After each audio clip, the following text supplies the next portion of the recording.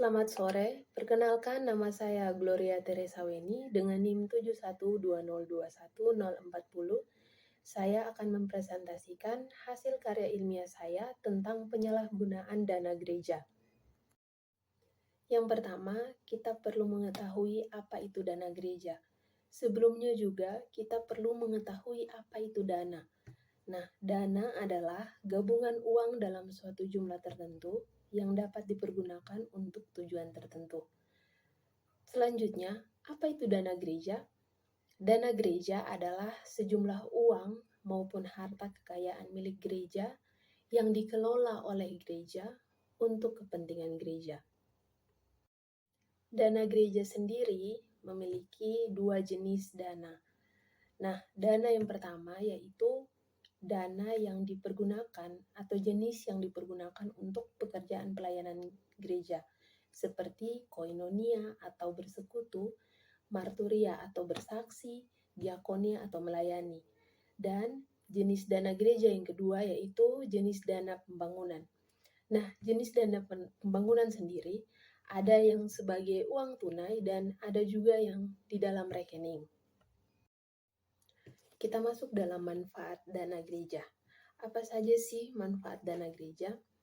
Yang pertama, untuk memenuhi pelayanan gereja. Contohnya, pembelian inventaris gereja seperti piano, gitar, dan lain-lain.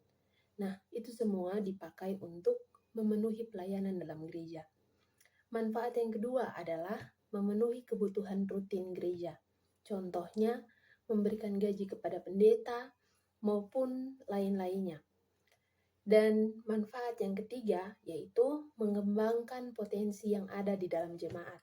Contohnya, memberikan beasiswa kuliah untuk jemaat yang kurang mampu maupun jemaat yang berprestasi dan memberikan sembako ataupun hal-hal lain. Nah, itu adalah manfaat dana gereja. Apa sih yang membuat adanya penyalahgunaan dana gereja? Apakah kurangnya perhatian dari ketua majelis jemaat terhadap majelisnya, ataukah ketua majelis jemaatnya sendiri yang menjadi faktor utama adanya penyalahgunaan dana gereja?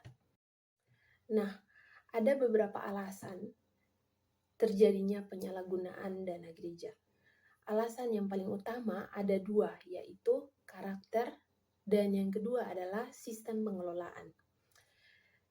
Karakter sendiri ketika seorang yang mengelola keuangan, yaitu bendahara, memiliki karakter yang kurang baik, maka banyak celah atau banyak ruang untuk bisa dia manfaatkan agar bisa menyalahgunakan dana tersebut untuk kepentingan pribadinya. Nah, bagaimana hal itu bisa terjadi? Yaitu karena salah satunya sistem pengelolaan di dalam gereja yang kurang baik, yang kurang dikontrol oleh pendeta atau ketua majelis jemaat.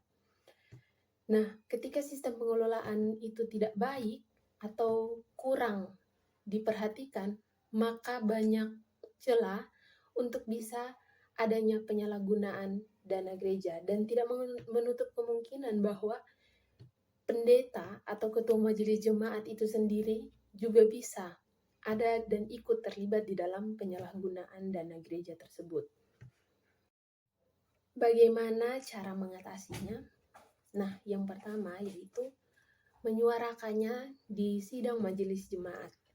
Nah, ketika di dalam sidang majelis jemaat tersebut tidak direspon atau tidak ada tindak lanjutnya, maka lapurlah atau bersuaralah kepada klasis yang ada di atas ketua majelis jemaat. Ketika klasis pun sama, tidak ada tindakan, maka bersuaralah yang paling terakhir kepada ketua majelis sinode atau kepada sinode, agar dari sinode menindaklanjuti hal tersebut. Sekian presentasi karya ilmiah tentang penyalahgunaan dana gereja. Terima kasih.